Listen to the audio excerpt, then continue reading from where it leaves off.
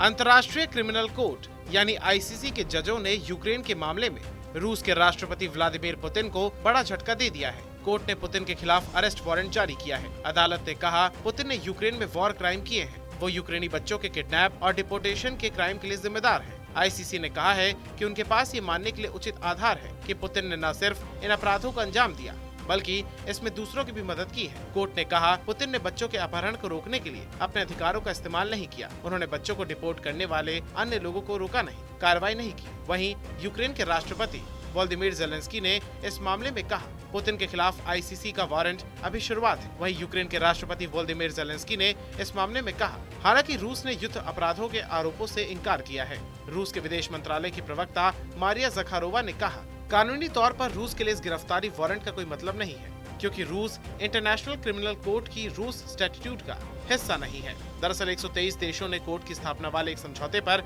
हस्ताक्षर किए थे, रूस ने साइन नहीं किए थे। इसी वजह से रूस आईसीसी के किसी फैसले को नहीं मानता। अब आपको बताते हैं वारंट जारी होने के बाद भी पुतिन को गिरफ्तार करना क्यों मुश्किल है। इंटरनेशनल क्रिमिनल कोर्ट यानी आईसीसी के पास किसी भी देश के लीडर को गिरफ्तार करने की शक्तियां नहीं है। ऐसा इसलिए क्योंकि उसके पास खुद का कोई पुलिस फोर्स नहीं है। इंटरनेशनल लॉ के मुताबिक आईसीसी किसी भी देश के लीडर को दोषी तो ठहरा सकता है, उनके खिलाफ गिरफ्तारी वारंट जारी कर सकता है, लेकिन उनकी अरेस्टिंग के लिए दुनिया भर के देशों पर डिपेंड रहता है। ऐसे में रूसी राष्ट्रपति पुतिन की गिरफ्तारी के दो ही तरीके हो सकते हैं। पहला, पुतिन को प्रत्यार्पित किया जाए, दूसरा रूस के बाहर किसी अन्य देश में गिरफ्तार किया जाए, जो कि मुमकिन नहीं लगता है।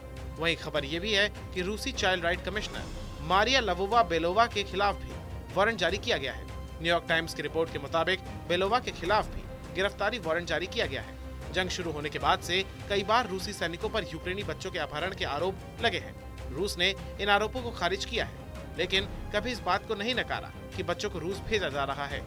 मारिया लवोवा-बेलोवा ने हमेशा रूस के इस काम को देशभक्ति और मानवीय प्रयास बताया है। उनका कहना है कि रूसी परिवार जंग में बेघर हुए यूक्रेनी बच्चों को अडॉप्ट कर रहे हैं। अब आपको बताते हैं कि वॉर क्राइम क्या है।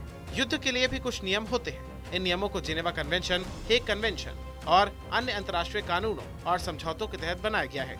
वॉर क्राइम युद्ध के नियमों का उल्लंघन है, जिसके तहत जानबूझकर नागरिकों को मारना या जानबूझकर युद्ध बंदियों को मारना, यातना देना, बंधक बनाना, नागरिक संपत्ति को अनावश्यक रूप से नष्ट करना, युद्ध के दौरान यौन हिंसा, लूटपाट, सेना में बच्चों की भर्ती, नरसंहार आदि जैसे अपराध शामिल हैं। यूएन के मुताबिक सबसे पहले 20वीं सदी की शुरुआत में युद्ध के नियमों को बनाया गया था। इन नियमों को हेग कन्वेंशन 1899 और 1907 और 1864 से लेकर 1949 के दौरान जिनेवा कन्वेंशन के तहत हुई 4 संधियों से तय किया गया था। आपको बता दें 24 फरवरी 2022 को पुतिन ने यूक्रेन पर हमला कर दिया था। इसके तुरंत बाद आईसीसी प्रोसिक्यूटर करीम खान ने यूक्रेन में संभावित युद्ध अपराधों, मानवता के खिलाफ अपराधों और नरसंहार की जांच शुरू की थी। दोनों देशों के बीच जंग अभी भी जारी है।